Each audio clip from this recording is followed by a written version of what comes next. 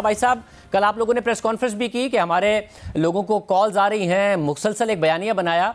आज senate chairman का इंतखाब हुआ और एहसन इकबाल साहब ने कहा कि जी प्रिजाइडिंग ऑफिसर साहब ने ज्यादती की है, 49 के 49 वोट पड़े, यानी ना कोई बिका ना कोई दबाव में आया। मगर फिर डिप्टी चेयरमैन का इलेक्शन हुआ, उसमें 54 पड़ गए आफरीदी साहब को और सिर्फ 44 मिले गफूर हैदरी साहब को।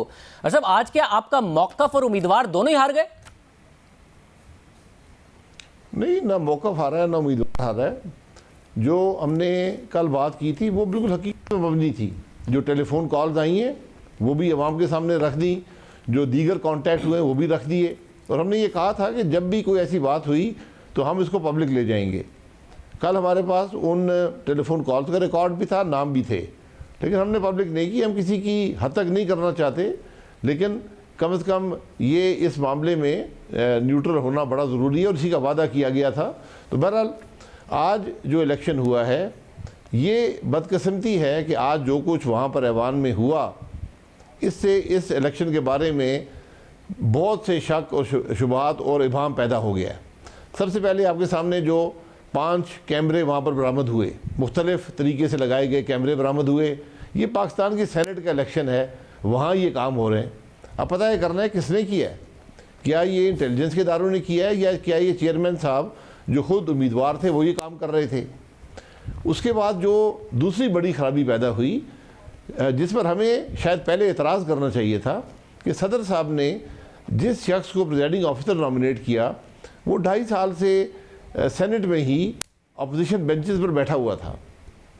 वो पुराने पॉलिटिशियन भी हैं, वकील भी हैं, उनको सिंध के चीफ मिनिस्टर भी रहे हैं। उनको सबसे पहले पता होना चाहिए था कि ये सारा मामला है क्या। बात बड़ी सीधी है, आप उस डब्बे के अंदर जहाँ भी वोट लगाएं वो वैलिड वोट है। सुप्रीम कोर्ट के डिसीजंस हैं, कवानीन मौजूद हैं, रूल्स एंड रेगुलेशंस मौजूद हैं, इस इलेक्शन कमीशन के दीगर इदारों के, और जो कॉमन सेंस है वो भी यही कहती है। जो वहाँ पर इंस्ट्रक्शंस थी प्रिजाइडिंग अफसर की तरफ से, उसमें लिखा हुआ था कि आप इस डब्बे के अंदर जहाँ भी मोहर लगाएं वो वैलिड होगा। अब जब फैसले का वक्त आया तो प्रिजाइडिंग अफसर साहब ने कहा कि नहीं जी वोट वैलिड नहीं है, जो कि सरीहन खिलाफ वर्जी है मुल्क के कानून की भी, और जो लीगल डिसीजंस भी आए हैं। अब बदकिस्मती मामला अदालत में चला जाएगा और उसका और कोई रास्ता है नहीं। तो फिर भाई साहब फिर यानी कि वहाँ से हुई जब सदर साहब ने, ठीक है साहब, यानी कि फिर आप कह रहे हैं कि प्रिजाइडिंग ऑफिसर का मसला रहा, वरना चेयरमैन सेनेट का इंतखाब आप जीत जाते, डिप्टी चेयरमैन का आप बहरहाल हार जाते। तो इस सारे के सारे साहब ने नतीजा यह अखज़ किया है कि इदारे न्यूट्रल थे, हुकूमत ने गलत किया, और डिप्टी चेयरमैन के आपके उम्मीदवार में कोई ना कोई खामी थी, या फिर उनके उम्मीदवार बहुत ज़्यादा अच्छे थे। देखें, जो कॉन्टैक्ट्स हुए हैं इस सारे अरसे में हमने अवाम के सामने रख दिए। जिन लोगों को टेलीफोन आए या जो कुछ हुआ वो रख दिया। उसके बाद जो कैमरे के मामलात हैं वो भी बड़े सीरियस हैं कि सेनेट के हॉल में जहाँ 24 घंटे पहरा रहता है वहाँ पर कैमरे लगाए गए, और जो पाकिस्तान का आइन है आर्टिकल 226 उसको वायलेट करने की कोशिश की गई। बल्कि एक मंसूबा था कि उस सीक्रेसी को ख़त्म किया जाए और कैमरों से लोगों को देखा जाए। उसके बाद जो सबसे बड़ी ख़राबी पैदा हुई जो सामने आई बाद में, वो ये थी कि जो प्रिजाइडिंग अफसर थे वो बायस थे, वो गैर जानबदार नहीं थे, और सदर साहब ने उनको नॉमिनेट किया। सदर साहब भी सोचना चाहिए था, मुज़फ़्फ़र शाह साहब भी सोचना चाहिए था मैं किस जमात के साथ रहा हूँ। और फिर उनके फ़ैसले ने इस इलेक्शन में इतना इबाहम पैदा कर दिया है कि अब जब अदालत में मामला जाएगा, अगर अदालत में लटक जाता है, हमारी अदालत में बहुत से इलेक्शन के फ़ैसले जो हैं वो 3-5 साल के बाद आते हैं जब उनका कोई मकसद नहीं रहता।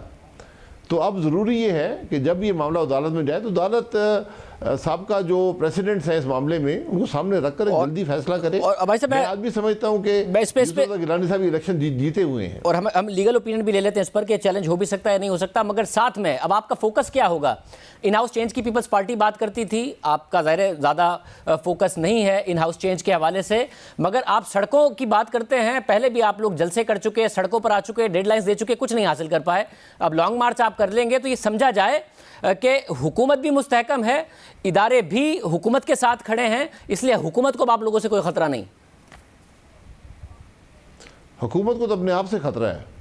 हुकूमत तो न चल रही है ना अवाम के मसाइल हल कर रही है, तो हुकूमत तो उसका अपने आप से बड़ा दुश्मन कोई नहीं है। आज भी जो हालात पैदा किए हैं ये सारे हुकूमत के पैदा करते हैं।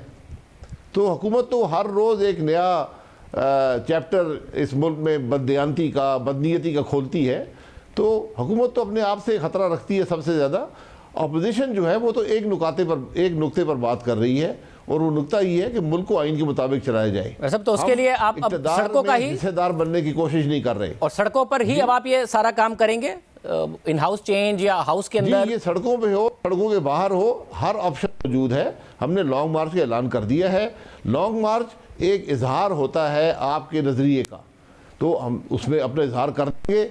उसमें जो हुकूमत प्रेशर डालना है वो भी डाल देंगे, इस्तीफों का ऑप्शन भी मौजूद है, और अदम एतमाद करके वो भी रास्ता मौजूद है। जिस पर PDM डिसाइड करेगी वही रास्ता अपनाया जाएगा।